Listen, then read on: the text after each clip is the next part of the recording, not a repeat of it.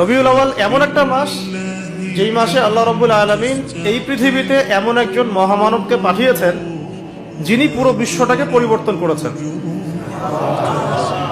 এবং যিনি এমন একজন ব্যক্তিত্ব যার অনুসরণ করা ছাড়া আমরাও জান্নাতে যেতে পারবো না। যিনি এমন একজন ব্যক্তিত্ব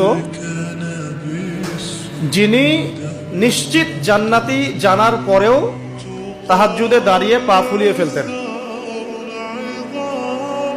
যাকে আল্লাহ রাব্বুল আলামিন দোয়া কবুল হবে সার্টিফিকেট দিয়েছেন, তিনি সেই দোয়াটাকে স্টপ রেখেছেন। কিয়ামতের মাঠে তিনি এই দোয়াটা করবেন আমাদের জন্য। এই মাসে সেই মহামানবকে এই পৃথিবীতে পাঠানো হয়েছে। আবার এই মাসেই আল্লাহ রাব্বুল আলামিন তাকে তার কাছে নিয়ে নিয়েছেন।